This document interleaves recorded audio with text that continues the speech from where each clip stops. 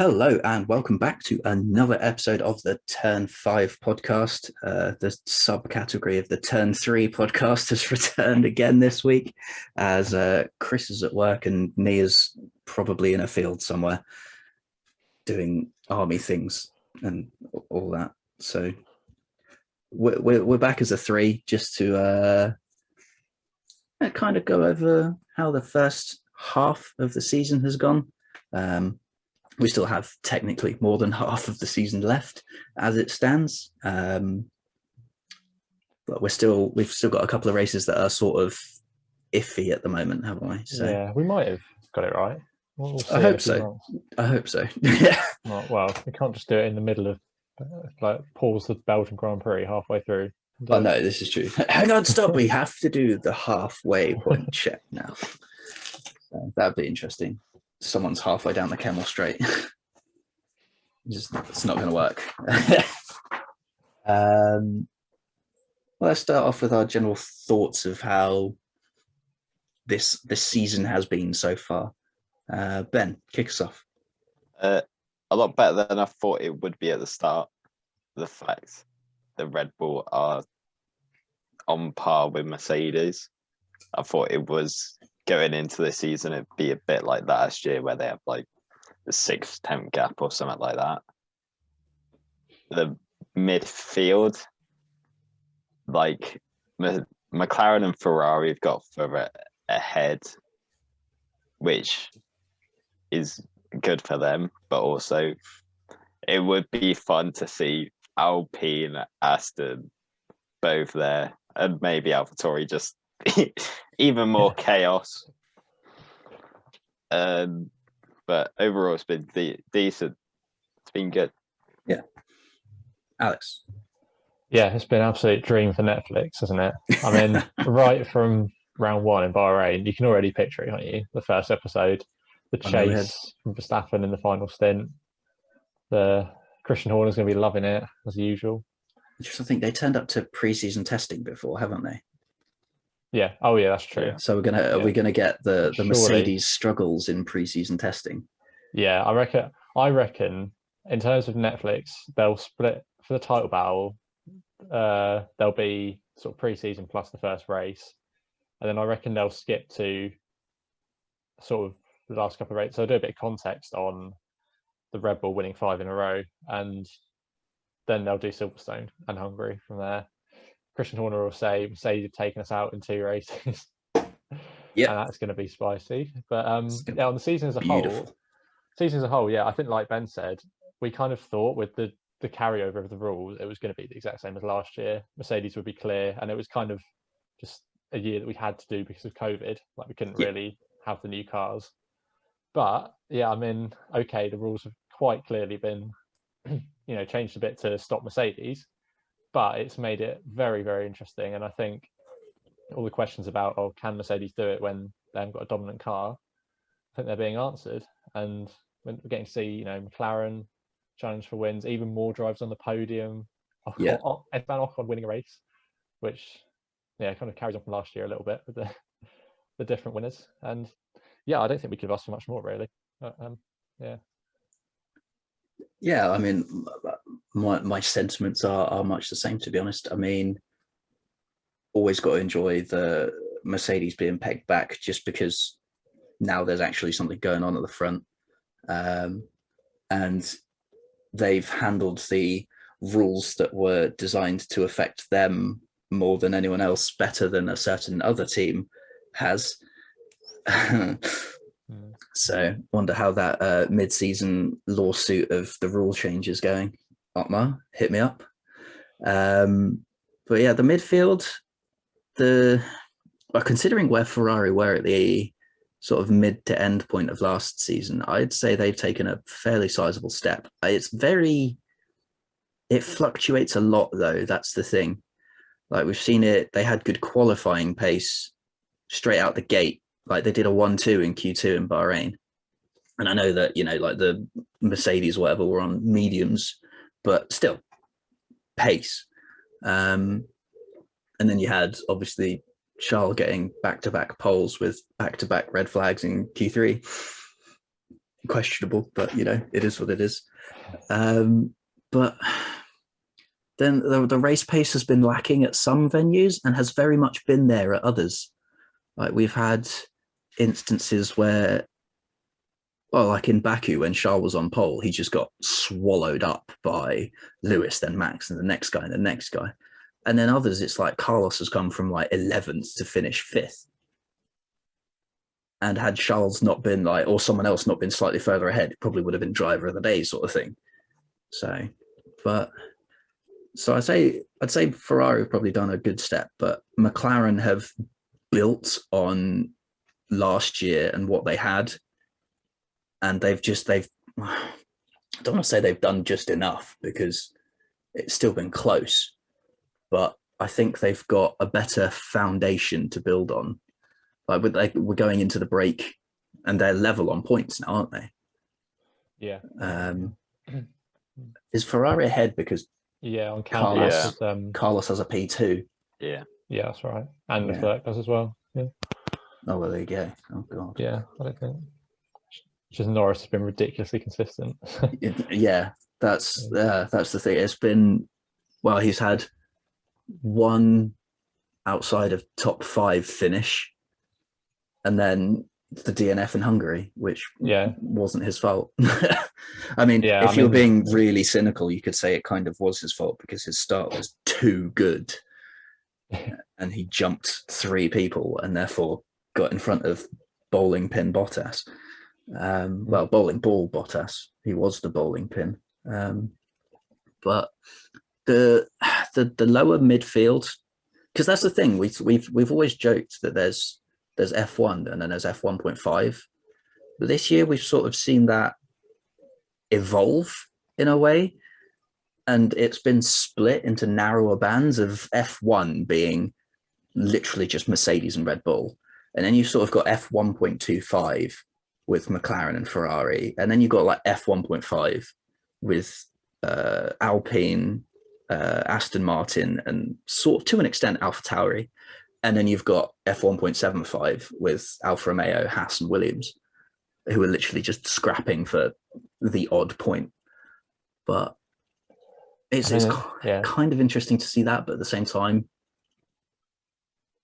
it doesn't add that much to it, like it's just a case of the best you can get is like a Hungary where, because of an incident, Mick Schumacher's ended up in a lofty position and is acting like a rolling roadblock. That's about as much as you see of them during the race, isn't it? So I think Hungary was like the most TV coverage Mick Schumacher got in a race. Yeah, apart from when you put it in the wall a few times. But, well, yeah. So, but I think the thing is, it's bunched up so much this year that it's so like track specific. So you said about Ferrari, like I remember they were really slow in the race in France, weren't they? Yeah, they were terrible. They came, they really came through, didn't they? That's the thing. You can see, like, you see Gasly stick it in the top 5 sometimes, don't you? And obviously we've had, an Ocon Vettel 1-2, which obviously, Vettel disqualified, but sad noises.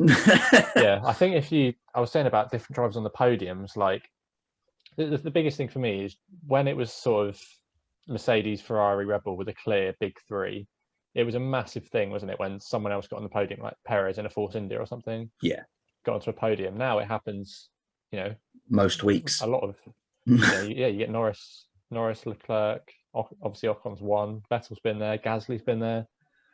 And Sainz has been on there twice this year.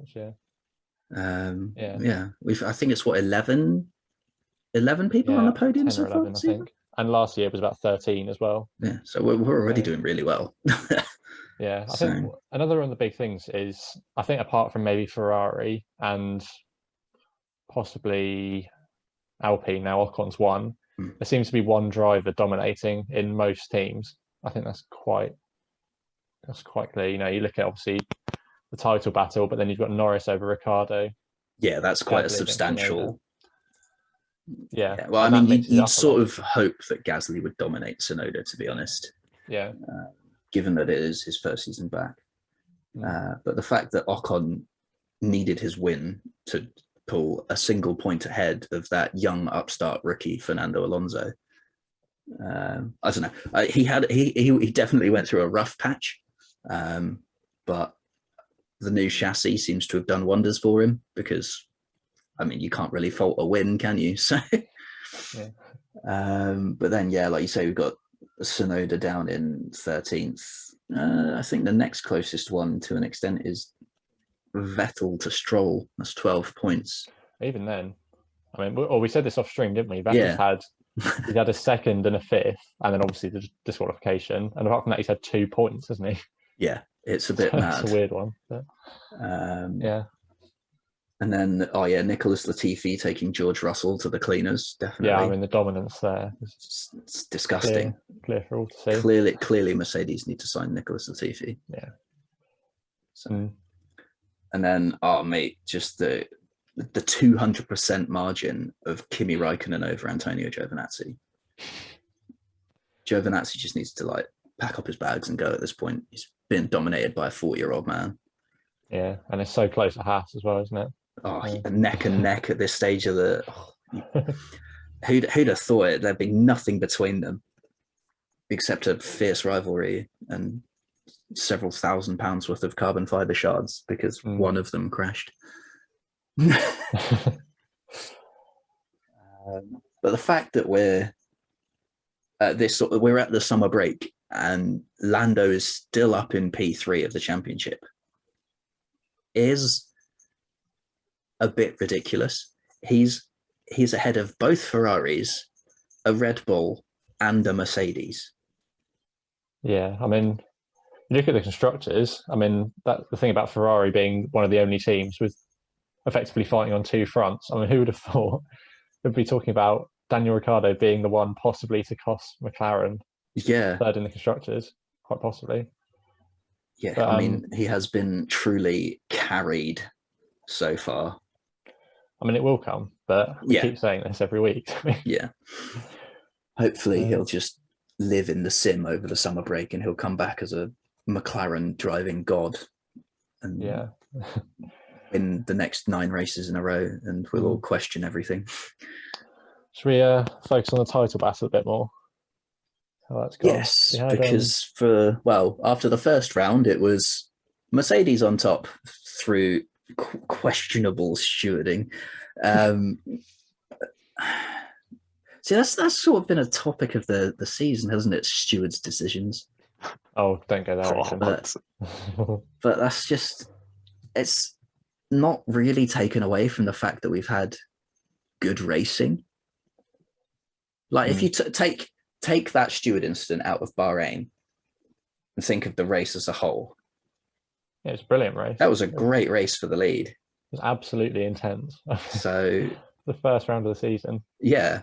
I don't think we've had a first race of the season that's been, because that was like 0.7 of a second at the line. I don't think there's been one that close for a long time. Because you think back to like all the ones we've had in Albert Park, and it's just been someone's been like 20 seconds clear. And whether that's because the guy in second pit for fastest lap or whatever, but still, it's a margin.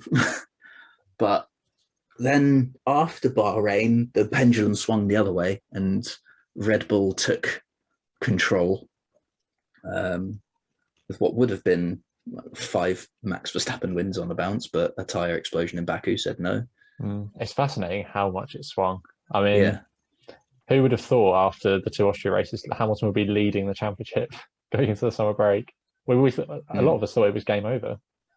That's the thing, because yes, Mercedes performed well at the tracks we expected them to, i.e. Portugal and Spain, but then equally they didn't really bring it to Austria and Styria, which is, I don't want to say their Achilles heel, because it's not like they do terribly there. It's just that the Red Bull really likes it there. Yeah, it varies. Like Monaco as well. Monaco, bad strategy call and they're just off the pace, weren't they? Well, that's just, well, Valtteri wasn't. That's the thing. Valtteri was all right. They just decided to shred his wheel nut instead of take it off. So we are seeing them.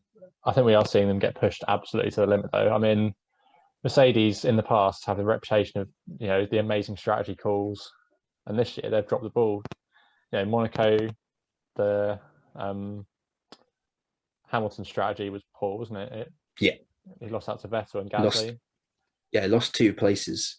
Baku, the undercut was very questionable, and then France they got Baku they got overcut, and then France they got undercut both times. They were caught kind of napping, really. Yeah. And then obviously Hungary as well, inexplicably staying out. Same. I mean, in a way though, they played the but we're so innocent card because Bottas had just perfectly executed Order 66 and wiped out the 3 closest title contenders to Lewis in one corner. That's pretty good. Like commended effort there, but at the same time, it's their strategy choices have been odd for a team that usually knock it out the park. It was like the Hungary 2019 incident where Lewis pits from behind Verstappen and then catches up a casual 20 seconds and overtakes him with 2 laps to go. In Spain, they got it right, didn't they? Exactly. They did the same sort of thing. And then in France, they had the opposite done, and they got done on their own strat tactic. So, I think another thing is the differences of approach between Hamilton and Verstappen. I mean, we discussed it a lot after Silverstone, didn't we? The cautious Hamilton approach versus the gung-ho Verstappen approach, like we saw in Spain at the start, for example. Yeah.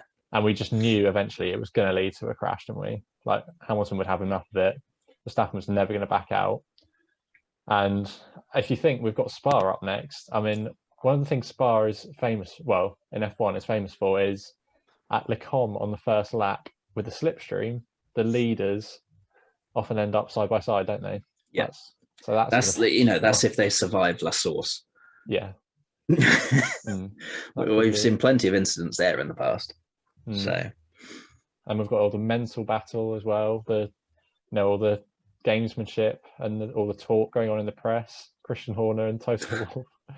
Yeah, it has been like so fascinating to see, isn't it? The Netflix meal supplements. Absolutely. So I think Netflix doesn't even need to film its own program. It could just take stock footage from the rest of the F1 weekend and stitch it together out of that.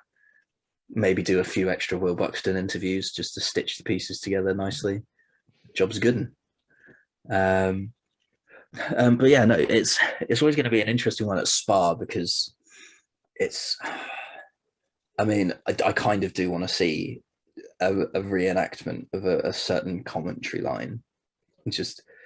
And here comes Sebastian Vettel down. Just imagine the scenes when he comes and takes the lead on lap 1 out of nowhere in an Aston Martin.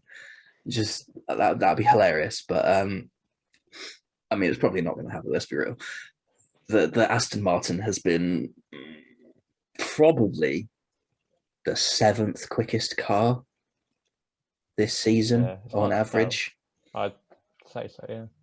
Harry's had good races. I'd say it's definitely faster than the Williams and the Haas, and then Alpha, slightly faster than Alpha. But I think Alpha Tauri has it on pure pace at certain venues because Gasly dumped it in, I want to say 4th in qualifying at Imola.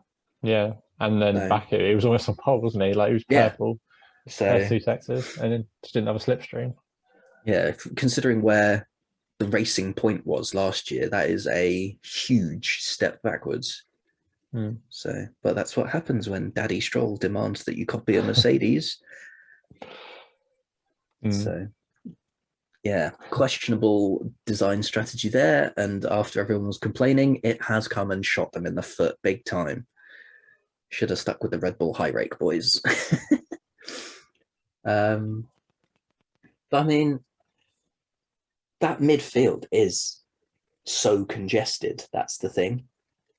Any given week, you try and predict exactly where anyone between 8th and 14th is going to finish. if you can get that right, go and buy a lottery ticket, because Alonso, Ocon, Vettel, Stroll, the two Ferraris, if they've had a bad qualifying, like it could literally be anyone. And now Williams has now come into the mix. So I think the only two people you can sort of guarantee it won't be are the two Haas drivers. Yeah, maybe Latifi, unless it's Hungary. And he gets up to third on the first lap. Yeah. I mean, George was almost leading the race. Yeah, well, technically he was. Yeah, it's just illegally. If I was him, I would have carried on and taken the lead and then given it back after like a lap. Yeah. Just so I could say I've led a lap. Led a lap in a Williams. Yeah. Go on my level. But no, I don't know. What has been your guys' favourite races from the first half of the season so far? Oh, Ben. Go first. Baku has been my favourite race. I've already said it twice. It's been that good. Just the whole weekend, just in practice, you had the Mercs being like nowhere, apart from Hamilton in like FP3 when he was like second or something. You had Gasly being near the top.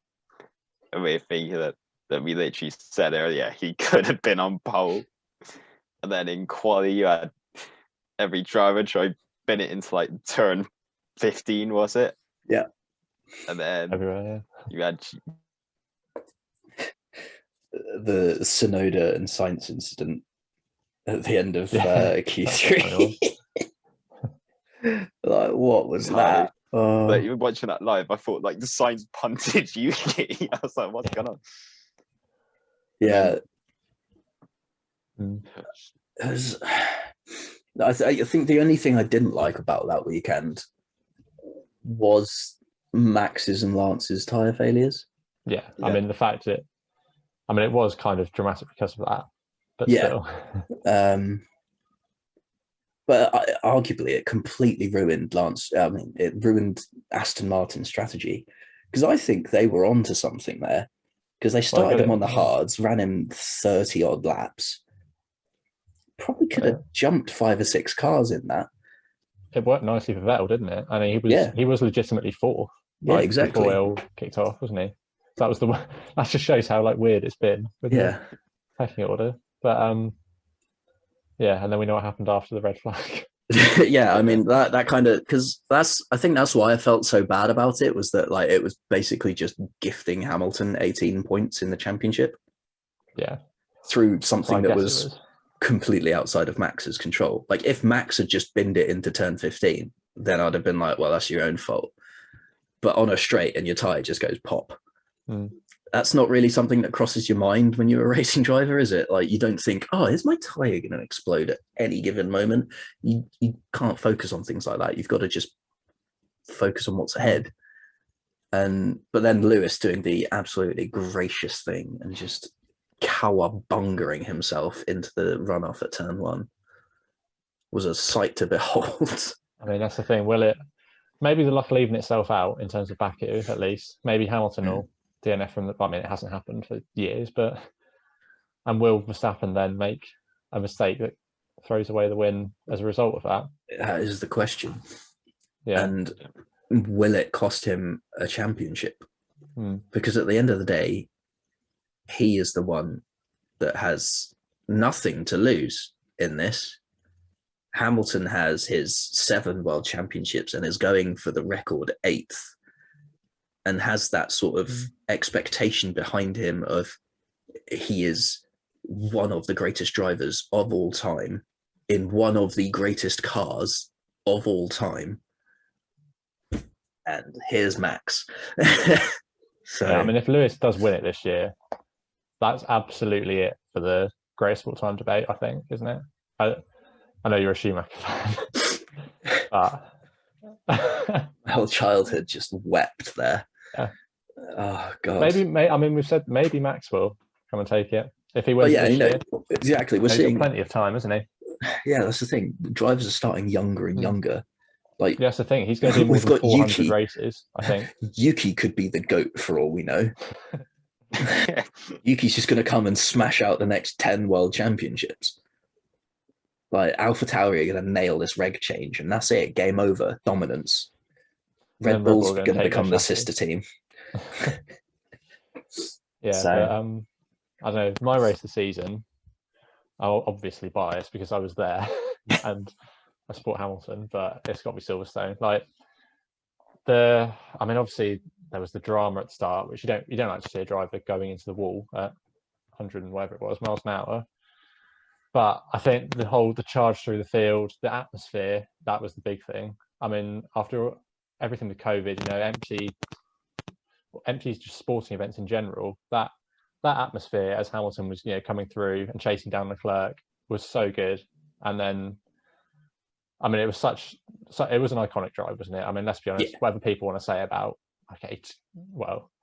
racing incident in my opinion, but if people want to say he took out his title rival and then celebrated it, but in my opinion, the way he chased, fourth to the win from about 15 seconds back with 3 laps to go in front of a packed Silverstone, 8th British Grand Prix win. It doesn't get much better than that. Sad Charles Leclerc noises. It's still a brilliant drive from Leclerc, and probably deserved driver of the day. You would not have expected him to be up there at any point of the race. Like, he'd done well in sprint qualifying to get himself 3rd on the grid, 4th, yeah. 4th, and then just capitalized on a slow Bottas launch to yeet himself up to 3rd, and then B, the 2 people in front of him just deciding to not take cops. So, yeah. But for once, the Ferrari master plan didn't fail, and he almost won the race. Very neat. I think, honestly, if that penalty had been 5 seconds more, it would have been on the line sort of job. Yeah, I guess, because he would have pushed a bit harder, and then so, I don't know. It's all a would have, could have, should have sort of thing at this point. But that was, the whole weekend. Yeah, just unbelievable. That maybe most exciting race was probably Hungary, wasn't it? I don't know what your race of the season. That's just like ultimate carnage, to be honest. In terms of edge of my seat, I'd say Hungary had me on the edge of my seat for most of the race, purely because of, it was a really weird one, because turn 1, my 2 favorite drivers just got, one got absolutely annihilated and the other one got spun around. So it was weird, because I was so disappointed with that, and then to have one of them retire under the red flag and the other one still got damaged and isn't really going anywhere. But then seeing Ocon at the front and Alonso driving the absolute thickest F1 car you have ever seen, it was up there with like pure spectacle. Honestly, I think you could take that 10 laps of Alonso defending Hamilton, show that to anyone, and just be like, this was Alonso in his prime, and they wouldn't argue with you. Yeah, I think, we discussed that in the Hungary review, didn't we? I think, in my opinion, the 2 drivers with the best racecraft going toe-to-toe for 10 laps. Obviously the big pace advantage for Hamilton kind of negated by the absolute probably bus. The 3rd hardest track to overtake after Monaco and Singapore. Yeah.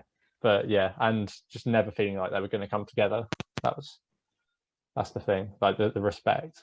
You have all these memes coming out of like flashbacks to when they were teammates. Yeah. And Alonso just sitting in the pit box like, not today, son. So, but no, I think my race of the season so far, definitely Monaco. Just for the pure memeage of I can't do that. I'm sorry. It was so bad. That's definitely worst race of the season, hands down.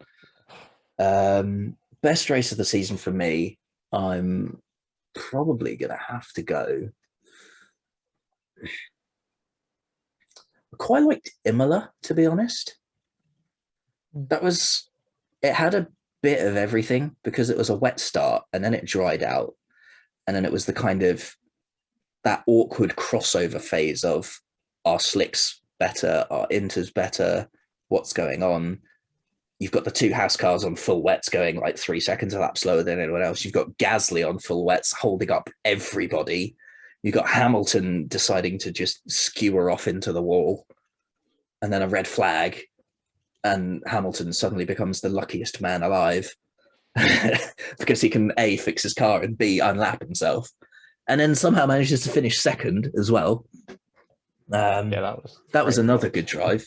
But then you've got Norris finishing on the podium, Perez absolutely deciding that he's going to make his own rule book. And I think it had a bit of everything, but it wasn't the same level of carnage that was required like Hungary was. Because I think if you took turn 1 out of Hungary, then it wouldn't have unfolded in that sort of way. And it would very much have been more of a Noah's Ark sort of race. But see, because Imola, it was just, there was a little bit of a bump at turn 1. And I'd say that was mostly down to the conditions. Like Max into Lewis. Yeah. Because like it's wet. I don't know how they didn't crash. Yeah, exactly. Neither of them are going to give each other an inch. But Lewis is always going to fare off worse on the outside of the corner when we know there's those really great sausage curves on the inside of the next corner. So I don't know. But I feel like that was probably my favoured race so far.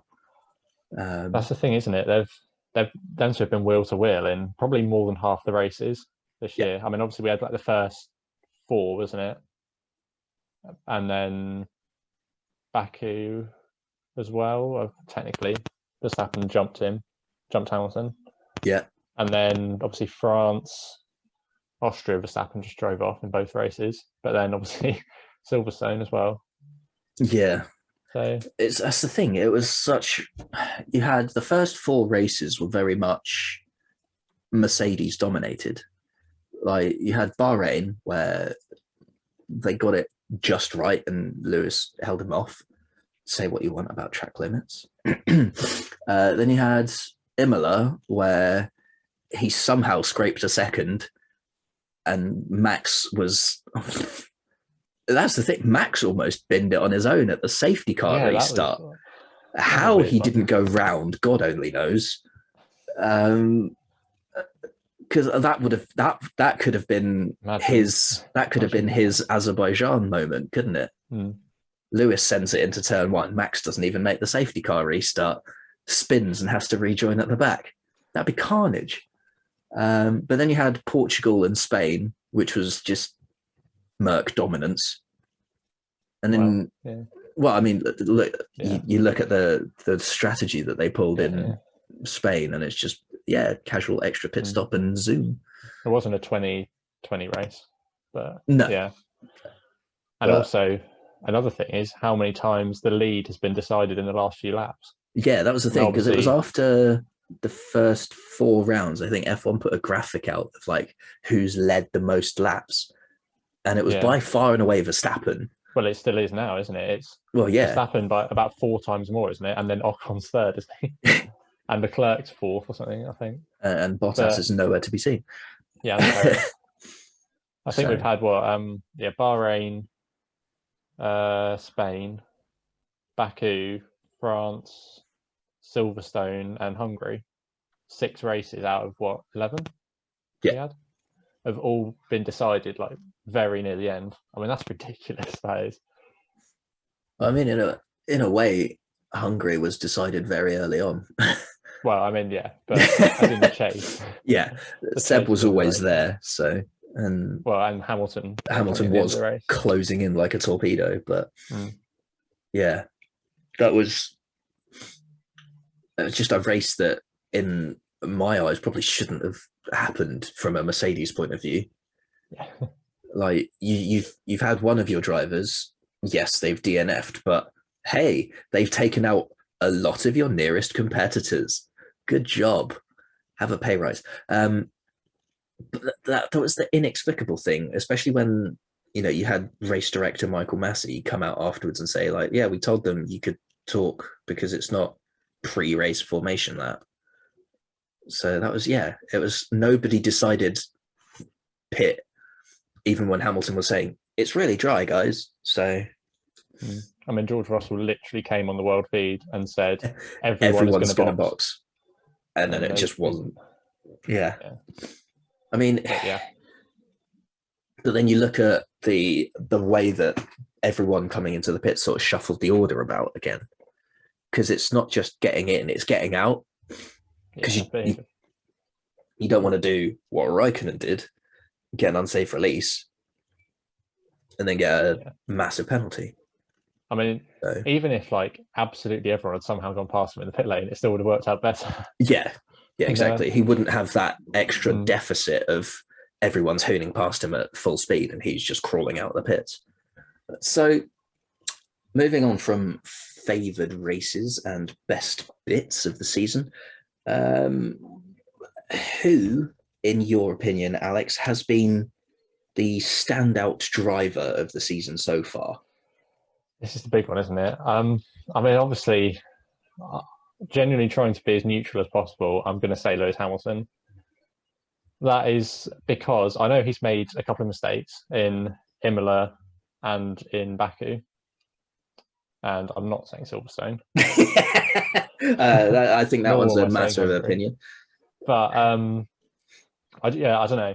Well, first of all, he's in quite clearly the second quickest car and he's leading the championship for a start, whatever you want to say about bad luck of Verstappen. But I just think, his peaks maybe have been slightly higher. So you look at the race in Bahrain, he should not have won that race, but he did because of his defensive driving. And don't say track limits. It's like you just see. I just wanted to just be like, track limits. The comebacks in Imola, Silverstone, Hungary, obviously the strategy in Spain, almost winning that race in France, passing Verstappen and Bottas in Portugal. Obviously the qualifying in Baku. Let's not talk about the race, but the qualifying where they were absolutely nowhere and he suddenly stuck it on the front row, didn't he? I mean, all the question marks about can he do it in not the best car? Can he come through the field? I think they've been answered this year. And I want to point out the Baku qualifying, he had a change of spec to his rear wing and Bottas didn't. So Bottas literally got hung out to dry and just got told tow Lewis. But I mean, the work that they put in that weekend, the extra meet. That's one of the things, isn't it? He always goes. He's the last one out of the paddock every night, isn't he? Because of all the meetings and stuff.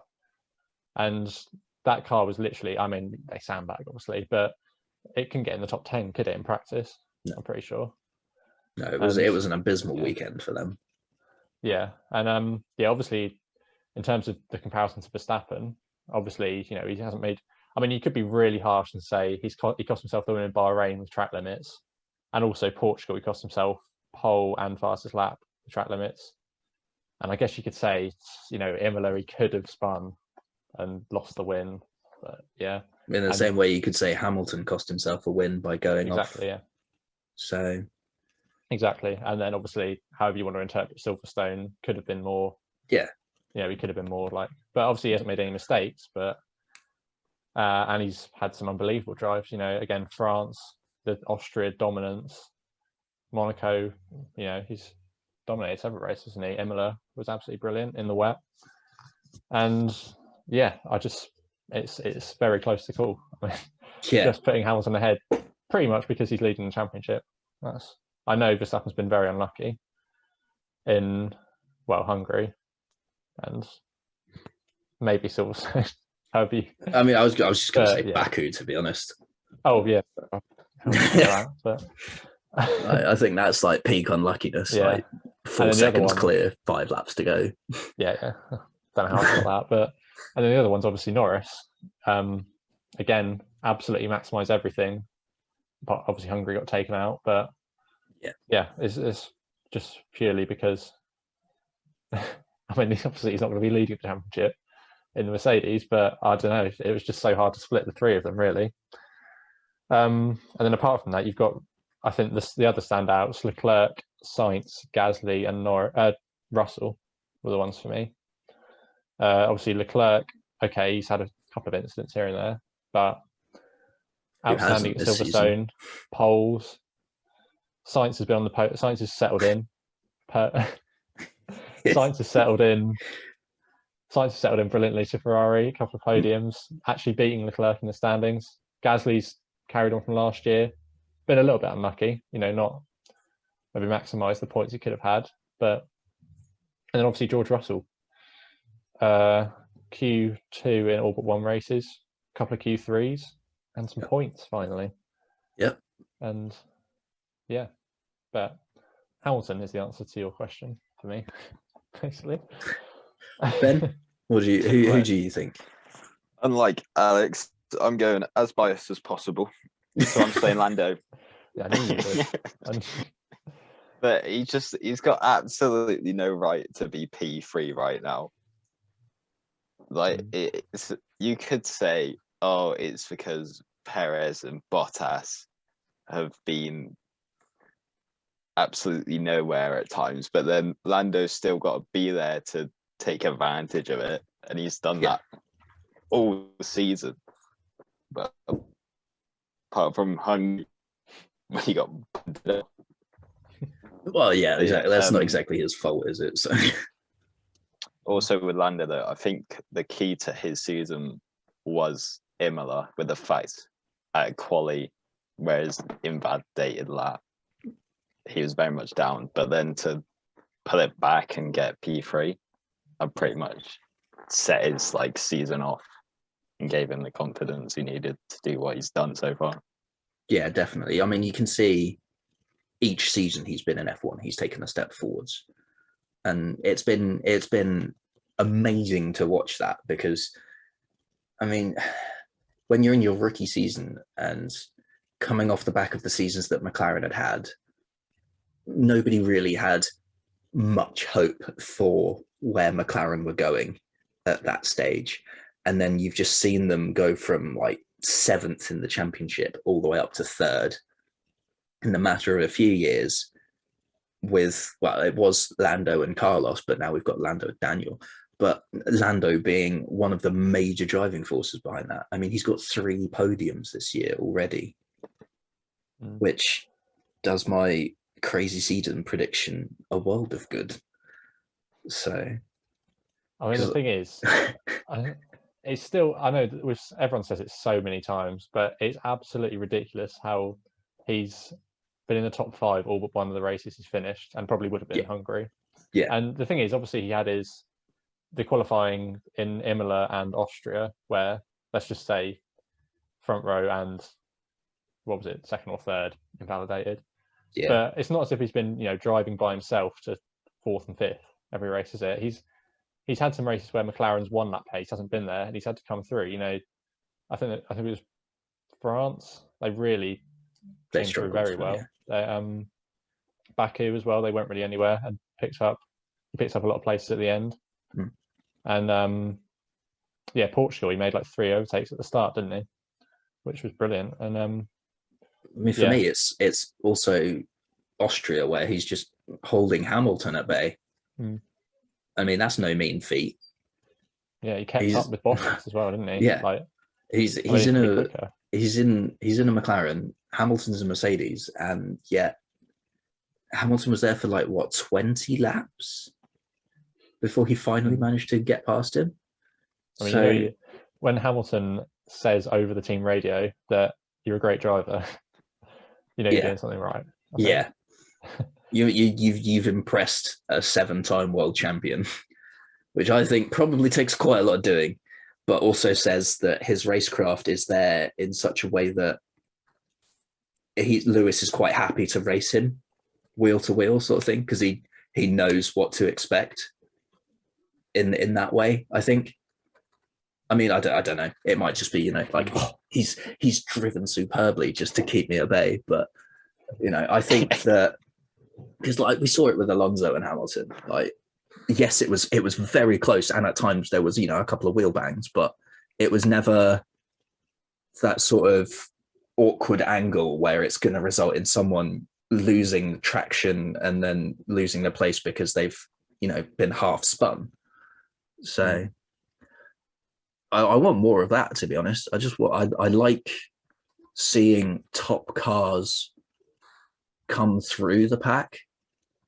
That's why I want reverse grid for sprint quali. But yeah, obviously my answer is Lando Norris for best driver so far. I mean, he's got so many of the team's points. Like the team are on 163 and he's on 113. So he's got over like 2/3 of the team's points on his own.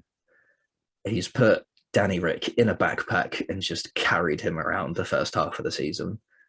And I honestly, I don't think you can fault his performances. Like if you wanted to be really critical, then yes, track limits and qualifying. But at the same time, like he is pushing the absolute limit in that car. And that's what you're going to get when you push the absolute limit. Sometimes you're going to step over it. But at the same time, even when the car hasn't really been there, he's still managed to get a drive that's finished him in the points. Like he went on the longest consecutive scoring streak for a McLaren driver in history. Well, joint most. Thank you, Bottas. But I mean, results, that consistency has been so paramount to where McLaren are at the minute, that if he can continue that through the summer break into the second half of the season, and then Danny Rick just, even if he's not beating Lando, even if he's just, there or thereabouts sort of thing, then that's what they need. Because at the minute, Carlos has stepped into that Ferrari and has stepped up to the plate incredibly quickly. And that is, well, that's the next thing I want to come into, of who's been the most impressive. And for me, it's Carlos, because he's swapped teams, which is no easy feat, considering, well, I mean, at the start of last season when it was announced, we were all taking the absolute piss because he was going from a car that looked third fastest to a car that looked absolutely nowhere. But fair play to Ferrari, they've turned it around, and even fairer play to Carlos, because he stepped in and he stepped up. He got the first Ferrari podium this year. Admittedly, that's probably through Ferrari's own fault of not repairing Charles's car. But at the same time, if they had repaired it, he probably would have got a 5-place grid penalty. So it probably still would have been Carlos's podium. But I mean, when you swap teams and you step up and you take it to a driver as talented as Charles Leclerc, that's mighty impressive in my book. And I don't think he's been given enough kudos over the last few seasons with what he's done, because he's just improved and improved and improved. You saw it in Monza last year when he was absolutely hounding Gasly for that win, and he's picked up podiums here and there, and now he's doing exactly the same at Ferrari, even in a car that isn't really there. Yes, he's had a couple of disappointing qualifying performances where he's qualified in 11th, 12th, 13th, that sort of area, but they've made it work in the race, and they've pulled the strategy out, and they've got him more often than not into the points. And well, I mean, if you'd have told me at the start of the season, even just after preseason testing, that at this stage Ferrari and McLaren were going to be level on points and they'd be third in the Constructors' Championship, I'd be grateful, because as a McLaren fan, that's good news. But also, I'd be slightly disbelieving, considering where they were. But even at the start of the season, it wasn't great. Like, it was definitely better than last year, but there was still a lot of work to do. But I think with the way they spent their development tokens has definitely benefited the car this year. So if they can develop a car that was as bad as last year's, as well as they have for this year, then I think they might do quite well with the regulation change. Yeah, I mean, the most impressive, I said Lando Norris. So, I mean, we've kind of covered him. So I can't, disagree with that. Carlos Sainz. I mean, it's hard to pick between those two. I mean, like you can, in any given weekend, anyone could be the most impressive. Yeah. For a variety of reasons. Like you've got Gasly chucking it on fourth in qualifying in an Alpha Tauri at Imola. That's impressive in its own right. And then you've got Ocon winning in an Alpine. Yeah. I mean, I'd just say Gasly for last year. Oh yeah, definitely. Maybe Perez, but I mean, we kind of come to expect it now from him this season, haven't we? Yeah. But in terms of Sainz, I mean, and also I think I heard today that Ferrari are they developing their engine in the second half of the season, and they're supposed to be looking quite strong from Spa onwards. So that'll be an interesting one. I don't know what you're actually allowed to develop on the car at this point, because it's like a development freeze. So I don't know what the rules stipulate on that, but it'll be interesting to see how. Well, because obviously they're going to develop stuff, aren't they? So it'll just be interesting to see which teams take that extra step, because you always see it after the summer break. There's that one team that gets an extra couple of tenths, except for the one year where it was an illegal Ferrari engine, but we don't discuss that. Well, you're like second or more than that, probably. They're doing it again. Imagine burning oil. I mean, if I had to bet on third in the constructors right now, I would probably say Ferrari, even though Lando Norris has been literally finished in the top 5. Every possible race. I'd say Ferrari, just the development and the consistency of both drivers. Yeah, that's what it is for me. I'd agree with you. I probably would put money on Ferrari purely because it's the consistency that both drivers have rather than reliancy on Lando. So I mean, it's nothing against McLaren and Daniel. It's just that he's not picked up the pace as quick as Carlos has in the Ferrari. And that's the thing. When two drivers swap teams between the same seasons, they're always going to compare performances and how adaptable they are. And that's exactly what's happening here. Like we've seen it. We've had the comparisons between Seb, Carlos, and Daniel. And Seb's taken a while to get up to speed. And he's a 4-time world champion. So, I mean, he started the year with 5 penalty points in a weekend, 2 15th place finishes in the opening races, but then had a 5th in Monaco and really sort of kicked on from there, 2nd in Baku, and then it's kind of just carried on. But I think it's one of the hardest things to do is like compare different teams, because Lando's been in that team for years. Yes, it's his 3rd season, but he's been at the MTC doing sim work and all the behind the scenes sort of stuff. So he's been in and around it a lot longer than just the 3 years. And then Daniel's just sort of just been dropped in the middle and just gone, go win races. And it's just not that simple. But I suppose that brings us on quite nicely to who's been the biggest disappointment this season. I mean, I did say Daniel Ricciardo. It did pain me to say it, because we know how good he is. Yeah, and it hasn't worked. I mean, it's the classic one with the second Red Bull seat. It just certain drivers in certain cars, it just doesn't work. And how many times have we said it will come to Daniel Ricciardo? I think that's probably my most common phrase on this podcast. Yeah. I mean, you see it when he has like a good result, and you think he's done it. He's made it click, and then the next weekend he goes backwards. Yeah. Well, I mean, he had Spain.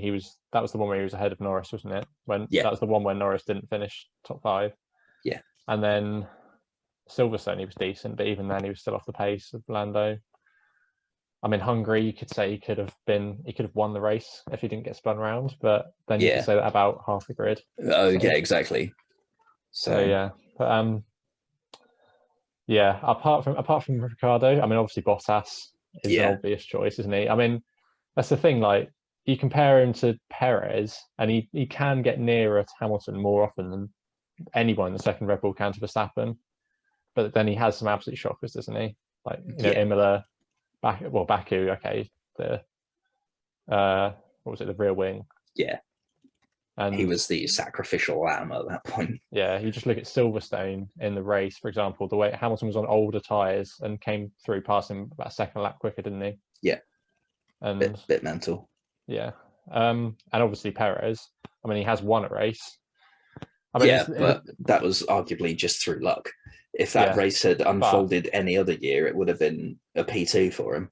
Yeah, but then he was there right behind Verstappen, helping the pieces. Yeah. But then this is the question: like, do you say that because the Red Bull has been the best car, it's made Perez look better than, say, Albon or Gasly, or do you say Perez is lower in the championship, I think, than he finished in the Racing Point, and he's now in the best car? That proves the second Red Bull, there's just something not right, favouring Verstappen. I mean, yeah, I can see where you're coming from. It's just, it's a tricky one, isn't it? Because yes, he's now in the best car, but at the same time, he's not in a team like Racing Point where it's any points will do sort of attitude.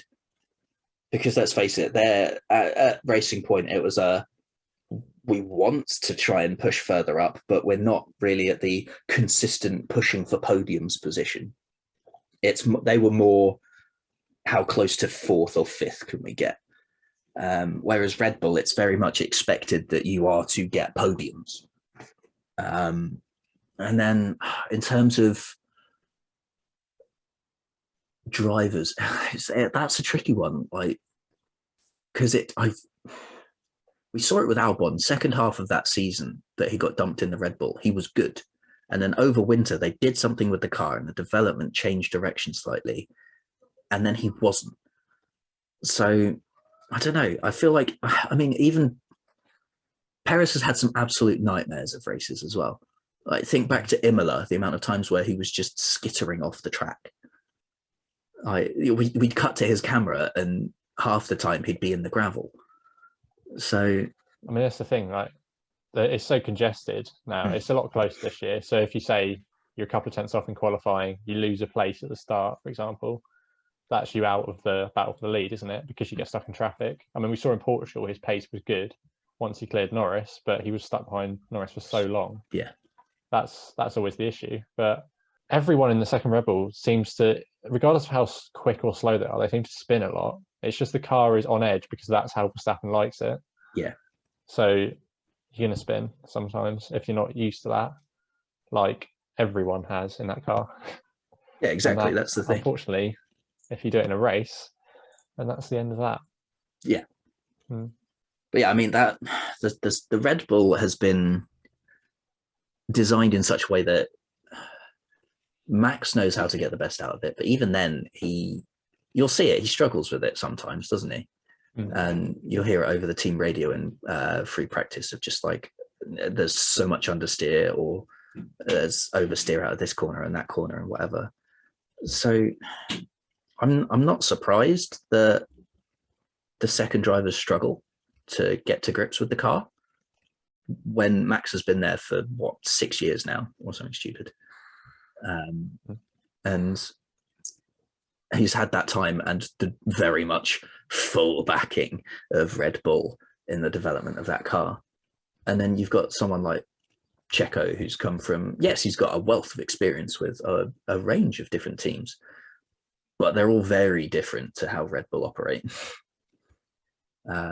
So yeah, I'm not surprised that we've seen it with Gasly, Albon, and Perez. They've all spun, binned it, whatever. And they're all very competent drivers. Like, none of them are bad, but they'll still spin it or crash or whatever. But still, At least he has a lower rotational average than a certain Mazepin, who was on. Yeah, disappointment. I mean, Yeah, it's not as if we expected anything, but I mean, yeah, exactly. That's exactly the thing. He's not a disappointment because he's doing exactly what we expected him to do. You could say he's been the most improved. The fact that he does actually finish races now. It's better than it. From where he started. Yeah, from where he started, turn 3 of the first race, and then actually finishing the next one. So I don't know. I mean, he's at 17 spins so far this season, but he didn't spin in Hungary. Oh, well, that's probably actually no. To be fair, he normally spins in practice, doesn't he? Not the race. So. Yeah. So, yeah, interesting one that. But I mean, if as much as you want to criticize Mazepin for spinning, you've also got to criticize Mick for putting it in the wall, because he's done that. He's done it in FP3 on 2 separate occasions now, and that's cost him qualifying on 2 separate races. And yes, he got them a Q2 appearance, but it was in name only because he put it in the wall.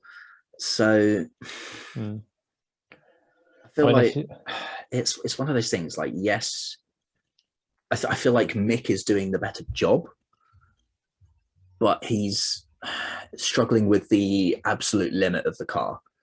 You look at pure race pace, and Mick has got Nikita for absolute chips every day of the week.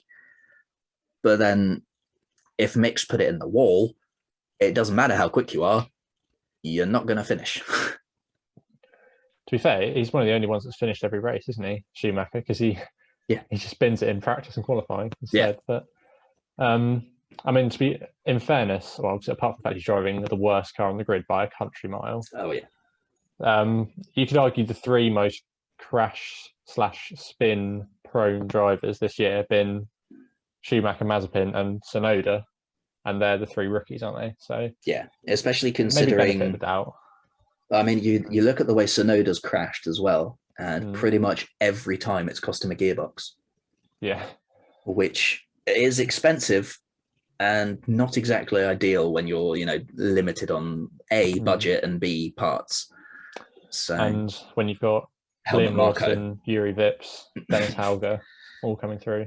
Yeah, you've got a wealth of talent behind you and Helmut Marko above you. Yeah, not ideal. So I feel, in terms of drivers with points to prove, Yuki has potentially the biggest point to prove, but equally so does Danny Rick. Tsunoda will be all right for now. I mean, he won't lose his seat this season. We've got to see what happens. I think it will stay the same with the 2 Red Bull and AlphaTauri, but Perez might get dropped, and then that's a bit of a comfort blanket, effectively, isn't it? Yeah. For Tsunoda, because one extra person will have to come in. But yeah. But then, I mean, you've also got to look at Bottas. Like, he's just had a very mixed start to the season. But he's very much worse off than where he was at this stage last season. And it's a weird one, isn't it? Like, yes, in Baku, he was hung out to dry as the air breaker for Hamilton. But then, like, Imola, it absolutely wrecked with George Russell. And then Hungary decided he didn't want to drive, decided he wanted to go and play Demolition Derby instead. So I don't know, especially when there's so much talk about the second Mercedes seat.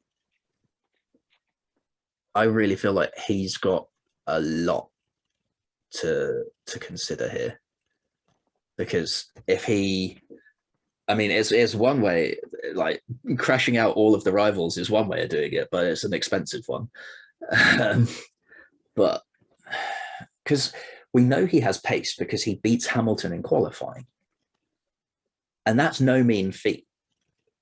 So It's just the race pace. He's just not consistently there. And that's what's letting him down.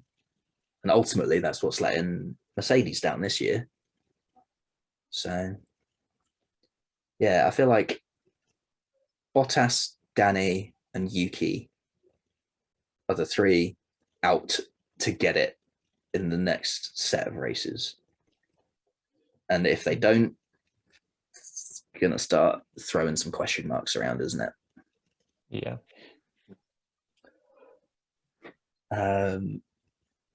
I'm just reading through the responses that Chris and Nia sent in. Chris's favourite race was Bahrain. I wonder why. He says the best driver has been Lando, and the most impressive has also been Lando, and his biggest disappointment has been Valtteri, which I think is fair enough, considering he's a Mercedes fan. And then Nia said that Imola was her favourite race. Lando, because she's definitely not being biased, she said. But Carlos has been the most impressive. And then the biggest letdown has been Valtteri or Daniel. So the British bias on here. Norris, Hamilton. I mean, you can't really argue with the results, can you? No Max from 5 of us. That's I know. I mean, I was the only non-Norris. I mean, yeah, no, I see what you mean. I think we've got to give Max a bit more credit. Yes, he's done a sensational job, and had he not had that tyre blowout in Baku, he'd be a lot further ahead in the championship. Yeah. Well, I mean, to take the fight to the statistically greatest driver of all time, who's won everything for years, is a massive thing in itself. And even if we're moving on to segueing onto the next part, which is next second half of the season, I think. Yeah. I mean, it's going to kind of depend on the cars, really. If Red Bull can get back to sort of Austria form, the only thing that can stop Verstappen winning the title is mind games. You know, he seems to have Silverstone and Hungary have made him lose his head a little bit. Red Bull are not doing a good job of keeping themselves or him under control. Verstappen, he kind of snapped at the journalists, didn't he, when they were asking about Silverstone? Whereas Hamilton's been around for years. He knows all those games. And if it comes down to mind games, Hamilton will win. Yeah, I feel I kind of empathize with Max in a way after, because I mean, you just get fed up of answering the same questions, just worded slightly differently, don't you? But if that was Hamilton, everyone would call him a crybaby. That's one thing. I mean, yeah, understandably. He's been around the block a few times, hasn't he? But I don't know. Even if Hamilton had snapped at the reporter, I'd kind of feel like that was justified at that point, because it's just talk about something else. That was 2 weeks ago. Let's move on. Let's focus on, oh, look, I don't know, a whole race weekend ahead of us, instead of what happened 2 weeks ago and now can't be changed as much as Red Bull wanted it to be. So, yeah, I don't know. Red Bull, if they find their like Austria form, Verstappen, all he needs to do is just keep out of trouble, keep his head, and he should win it. But if you look at Hungary and also Silverstone qualifying, like the original qualifying, obviously we didn't get a proper comparison at the end, but Mercedes had clearly turned the corner with the Silverstone update, hadn't they? And Hungary we thought was going to be a Red Bull track. Also, Spa and Monza are two tracks where Red Bull generally are nowhere. They'll maybe take a grid penalty there, and that's another point, isn't it? Verstappen's going to have to take probably a penalty. Maybe Hamilton will as well, but we don't know. He might have a component failure at some stage. Bottas is probably going to have to take a penalty. Yeah, so will Perez, and Verstappen will probably do it. I would have thought Monza, like they normally do that, don't they? Yeah, see, that's the thing, because that Honda power unit has come on so far that I don't know if they want to take it at Monza this time. Yeah, that's the thing. I mean, they've been nowhere at Spa and particularly Monza for years, like the whole turbo hybrid era. It'll be really interesting if they're off the pace there and Mercedes walk away those races. They carry on their Hungary form after that. It's going to be 2018 all over again, where Mercedes and Hamilton go into another gear and pull away. Yeah, just power on through the second half of the season. And 2017 as well. I mean, that's what always happens. But Spa and Monza are going to be huge in terms of telling us about the form, I think. I mean, we've got, it's a triple header, isn't it? It's... Oh, yeah, sorry, Zandvoort's in the middle. Yeah. Is it? A small matter of Zandvoort, yeah. If it goes ahead. It's going ahead with a 3/4 capacity crowd, I think it was. Something like that. I mean, we can only hope that the crowd behave themselves. That's what they've asked for. So Hamilton, but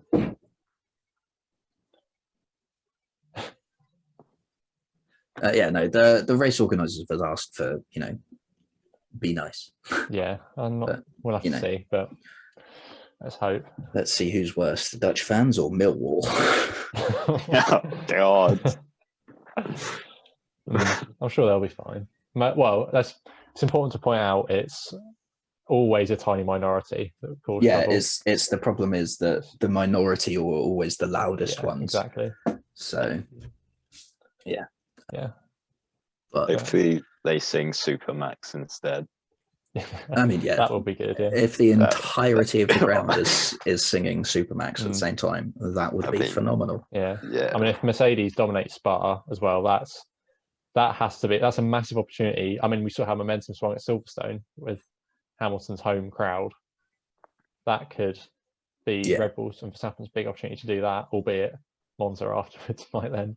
I feel like the Red Bull car is probably a lot more suited to Zandvoort than it is the other two in that triple header. Oh yeah, absolutely. Yeah. But I mean, we haven't even raced at Zandvoort yet, so I think everywhere is more suited. Well, I mean, obviously better engine now, but generally everywhere is more suited to the Red Bull than Spa and Monza.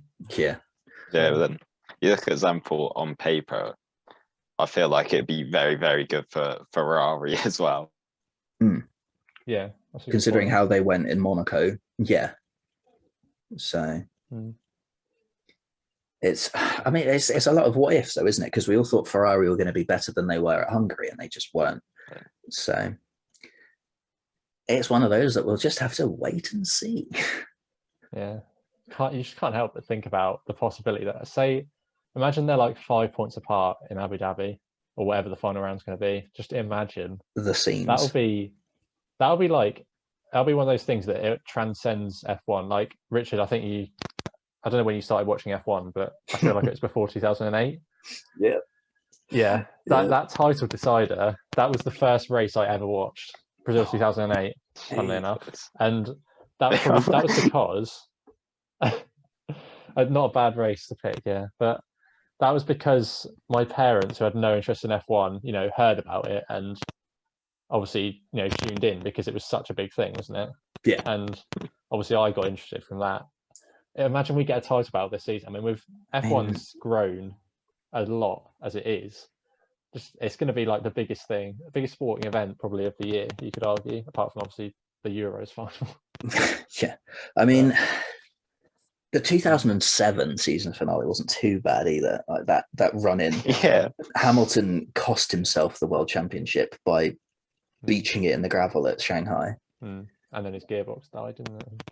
So, it's because I started watching, the earliest races I remember in 2000. So, just casual Schumacher dominance. But the thing I remember most vividly is not only that Ferrari car, but the McLaren livery, because it was a really distinctive black car with silver bits. And when they were in a country where the advertising wasn't allowed for whatever reason, then they just replace it with like the driver's name. So, I mean, it's old school, and I very much liked those cars, but the championships were never that close. It was very much Schumacher's done it again.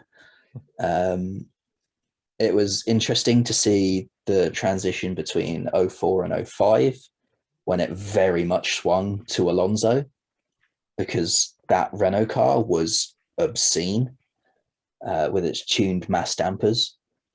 Like there was an onboard that they showed, and it was one of the cars from the same year just going over a curb, and the camera was just completely all over the place.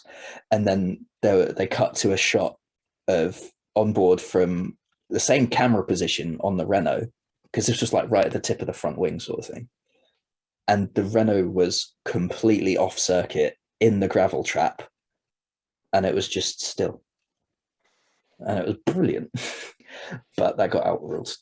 So they had to get rid of that. But yeah, no, in terms of title fights, it's 07, 08 has been good. The start of, was it 2010 or 2012 that we had like 7 different 2012. Yeah.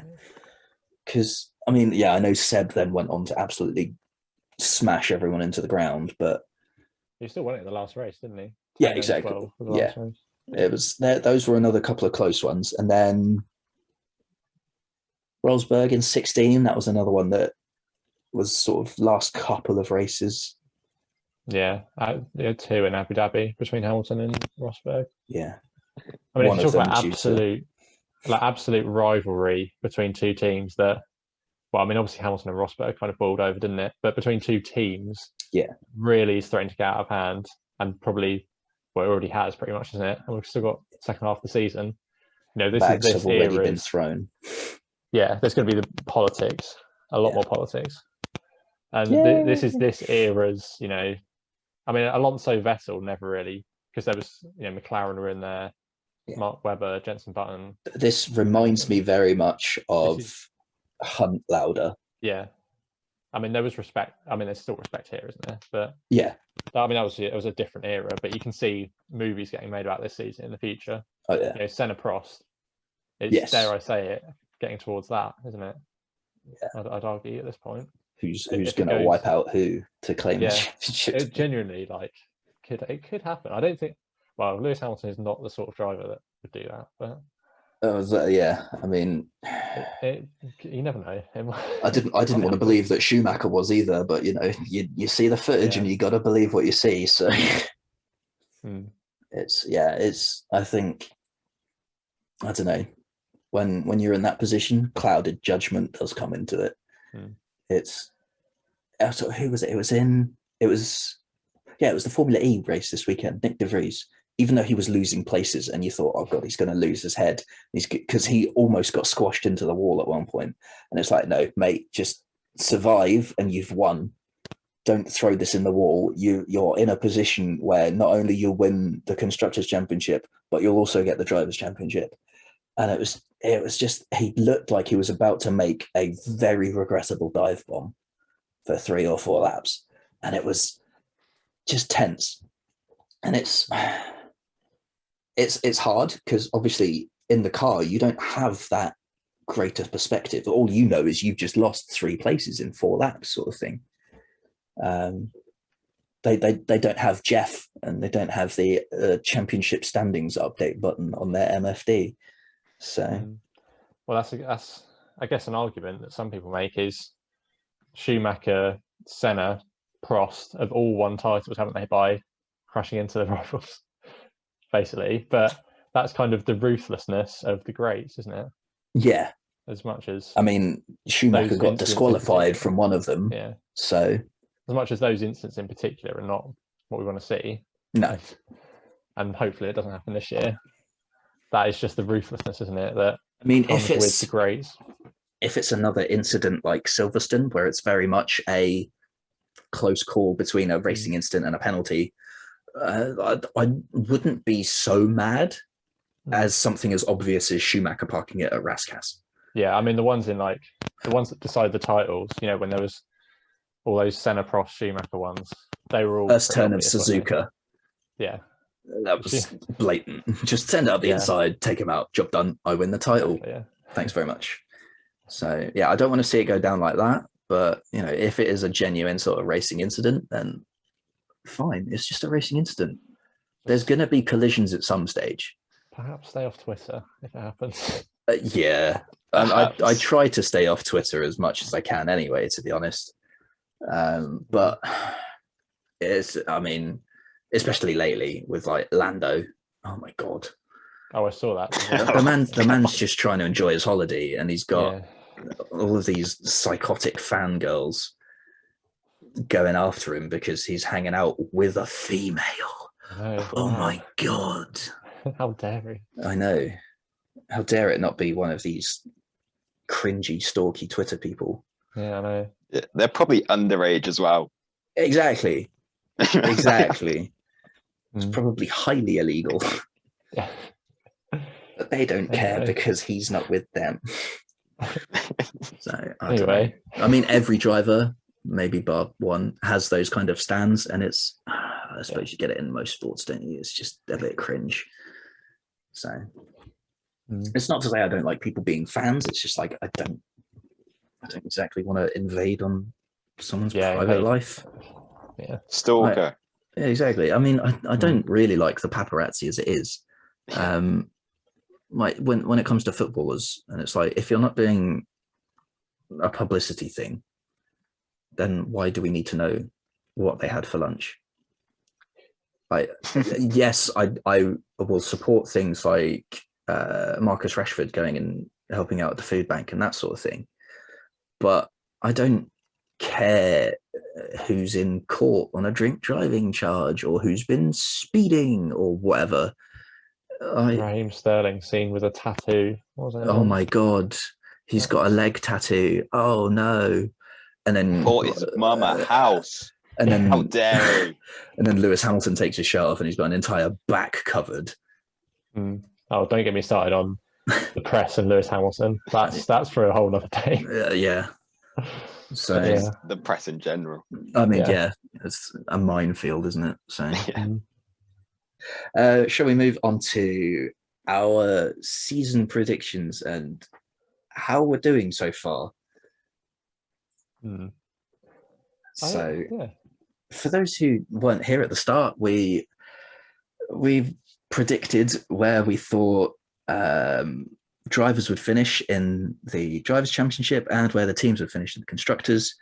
And I believe we also did like a crazy prediction, but I haven't got everyone else's written down here. I've got mine though, so that's the important bit. But yeah, okay. So let's go through teams first because that's the shorter list, and that'll be easier to do. Oh God. See, literally everyone else put Mercedes first, and I didn't.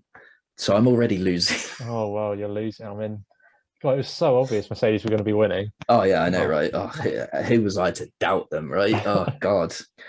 I mean, they're only 40 points behind after Austria. Yeah, exactly. 2 races ago. I was looking quids in at that point, but you should have cashed out. Should have done. Avoid bet regret.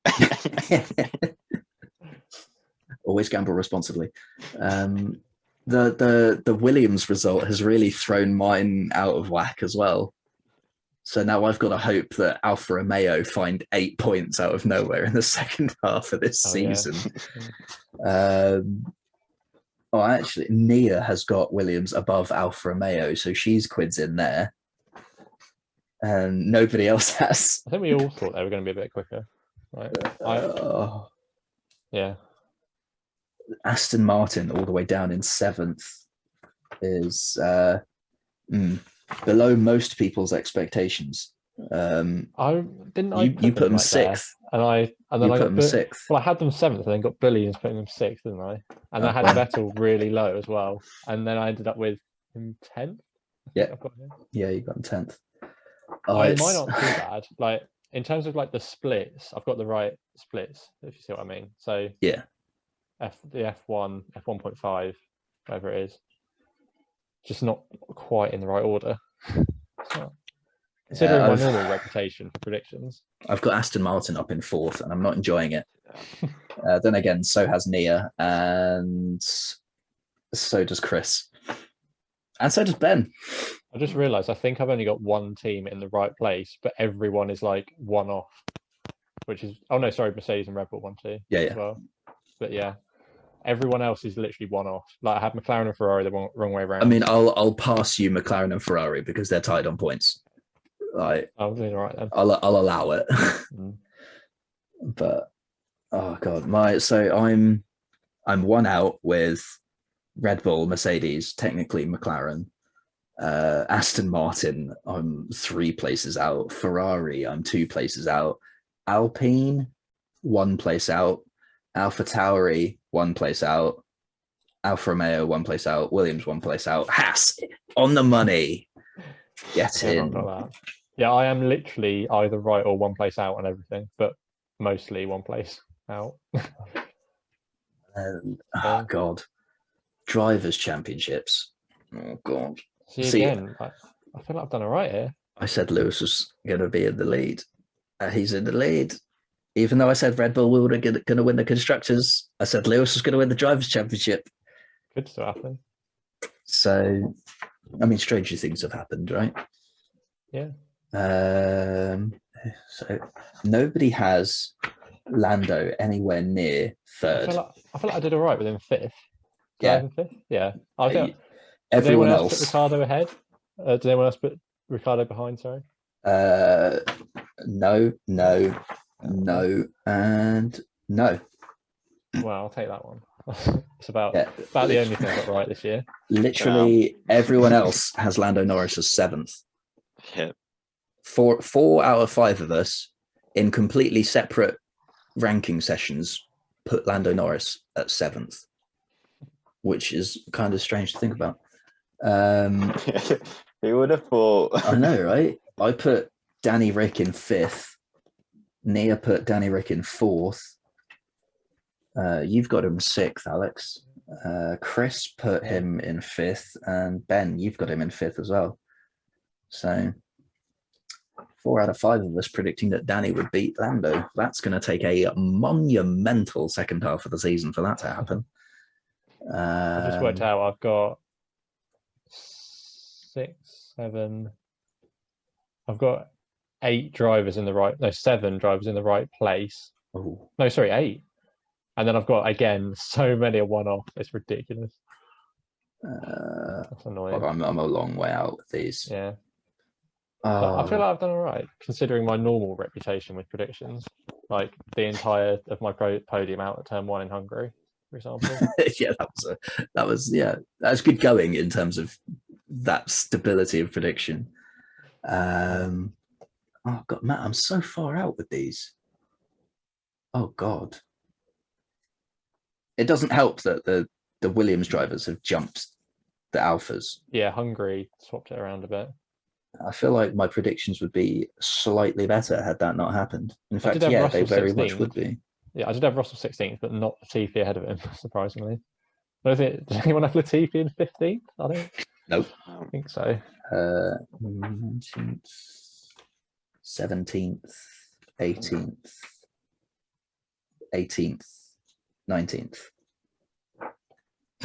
So nobody's got him higher than 18th.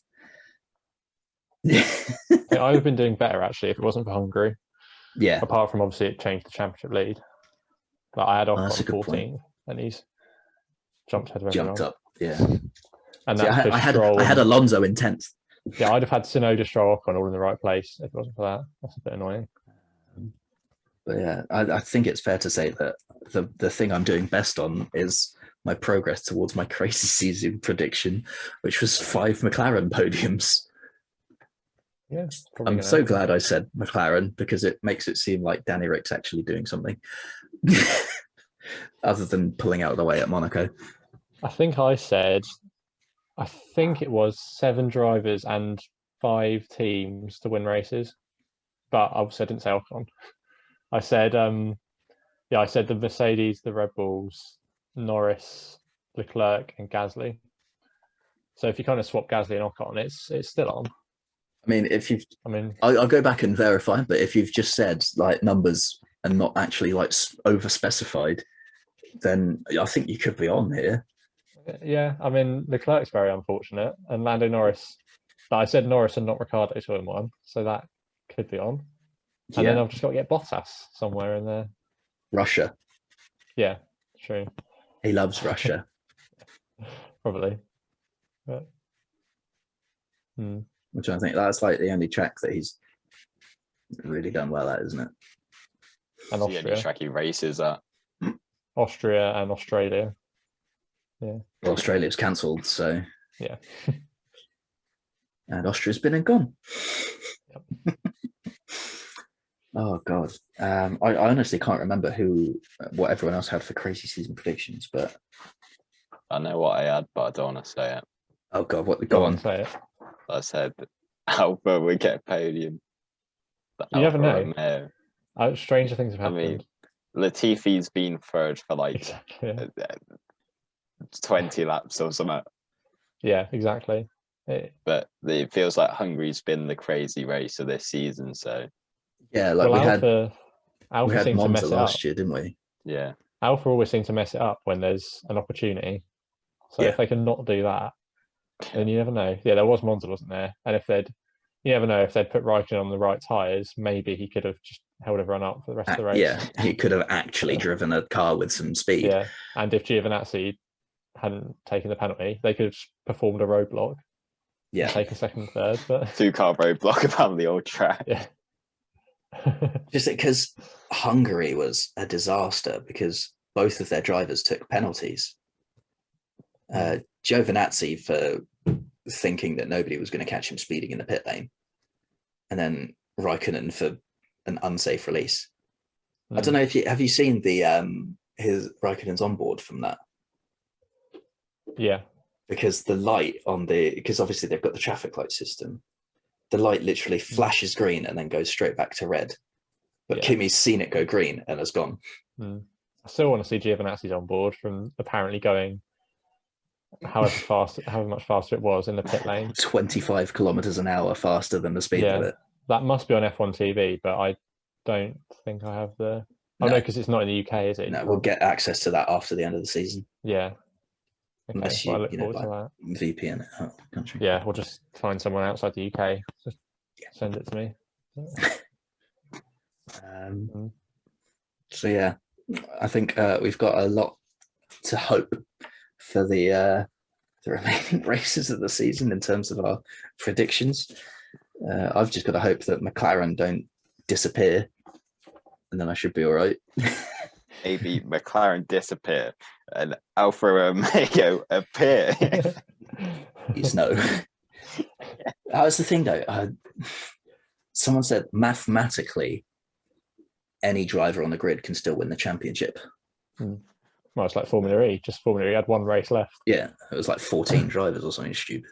Yeah, that was ridiculous, by the way. Like the fact that one of them qualified inside the top 10, and there was 13 that could win the championship, and then like everyone that could have challenged De Vries was out at the start, and then the rest of them were obviously too far back. That was the most Formula E thing ever. It was a great race, though. It was, yeah. Pure carnage, but great race. Yeah. Squeeze little Formula E reviewing. Yeah. I couldn't believe that. I had no idea going to the last race. 13 drivers. I mean, it's not been it's not been the biggest calendar, has it? No. The fact that 15 rounds. Yeah. Van Dorn was winning the race at one point, wasn't he, at the start? And he was like going to finish second in the championship, despite the fact he wasn't one of the 13 that could have won it, which was ridiculous. See what I because Van Dorn is De Vries' teammate, so I thought it's rolling roadblock time. Help him catch up. It didn't need to, really. Everyone was out. Didn't happen like that. So everyone was out or out in the top 10. Yeah. And like, was it his next nearest rival that was still in the race was in 16th or something dumb? Well, I mean, it was Dennis Evans and who was it? The other one that went into the back of Evans. I forgot his name. He was second going into it. Mortara, that was it. Oh yeah. They were the three that Mortara realistically could have beaten him. Yeah. And then they were all out at the start, and then the rest basically had to win or come like second with De Vries out of the points, and they were all like 13th or like which was just crazy. I don't even know how that happened. Like every one of them was nowhere. Yeah. I mean, if we have a season finale like that in Formula One, we might be here for a while. So at least it'd be the last race, though. True, very true. We could do a two-parter over 2 weeks. Yeah, spoilers. Find out what happened next week. Yeah. Welcome to this 10-week part breakdown of the Abu Dhabi Grand Prix. I mean, I'd be impressed if you got more than 1 week's content out of Abu Dhabi, to be honest. I mean, it's Abu Dhabi, so that's even if it is the last one yet. There's, the rumor mill going around that they're going to swap Abu Dhabi and Saudi Arabia. So who knows? We're still I know it's the summer break, but we're still yet to receive a lot of actual news with regards to the second half of the season. Yeah. So there's still technically a TBC on the calendar. So they said today, the Brazilian government said that Brazil would go ahead, but are they to be believed? Probably not. No, definitely not. Yeah. And obviously we know Zandvoort is. So it's mainly, is Brazil going to happen? What's going in Australia's place? Or Brazil? And Brazil if it doesn't happen. Yeah. And then if the last two get swapped, pretty much, isn't it? Other than that, I think it's pretty set, isn't it? America's got NASCAR and IndyCar going, so they'll have Formula One. Yeah, and that was absolute carnage as well as MotoGP. Yeah. Probably the craziest day of motorsport I've ever seen. Mexico had Formula E earlier in the year, so I can't imagine they'd say no to Formula One. Turkey, I guess, should be all right. Well, yeah, Turkey's been moved and replaced and whatever. And I guess the only other question mark is Japan, because they're a lot. Then they had the Olympics, so yeah, they managed the Olympics. They'll do it behind closed doors, probably, won't they? But if they have to, they'll do it behind closed doors. But yeah, they the fans the Olympics, I reckon they'll. The fans at Suzuka are always something else, though, aren't they? Like the hats, the hats are mental. Yeah, Sonoda on the podium. Oh my god, that would be scenes. That was like Kobayashi, yeah. So, but yeah, I think the first 4-5 rounds are pretty safe. So Belgium, Netherlands, Italy, Russia, Turkey. I think that's all right. Yeah, so obviously there's one more week of filler, for lack of a better term. It'll be preview next week for Spa, won't it? So yeah, we'll have filler and preview. So yeah, but yeah, it'll be good to, because as much as it's nice to have a summer break, it's kind of like, what now? And like we've done our mid-season review, we've done a support series mid-season review. Help. So we do have something lined up for next week, don't we? I've forgotten what it is though. I have. It's silly season. It's penciled in. Well, that's quite a big one. But nothing's happened. Well, we sit there, talk about the rumours. Talk about, all that gossip. Yeah, I suppose we could do the gossip episodes, but that would be, racing specific gossip, not private life gossip. So I'll allow it. Yeah. Well, I guess we do we hope then that nothing happens before then? Well, if like something happens, we can cover that, and then we'll discuss the knock-on effects and implications that could have. Yeah, that's probably so. Just as long as it doesn't happen the day after we record it, before we upload it, as it always does. The amount of important stories that have broken like the day after we've posted a podcast is annoying, considering we've only done like 21 episodes. I think this is 21. So yeah, we're already getting a bit of a, I don't want to say precedent, because that would require us to be like known for it, or just known, but a bad habit, shall we say, of having news stories break the day after we cover everything. That's fine. Matt Gallagher knows us. Yeah, exactly. Yeah. So life's peaked. Life's peaked. Your favorite internet YouTuber knows you, or knows of you. So we'll see. There's potentially something in the works there, but I haven't got anything. Yeah, that would be in the nailed down yet. Kim Kardashian episode. Are we doing that in post season? Yeah. We'll cover that in like mid-January. What's everyone been watching this week? So, but yeah, I think that's about it for our mid-season review, isn't it?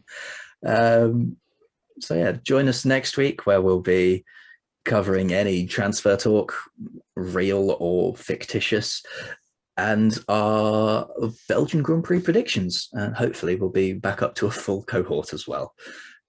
So until next time, thank you for listening.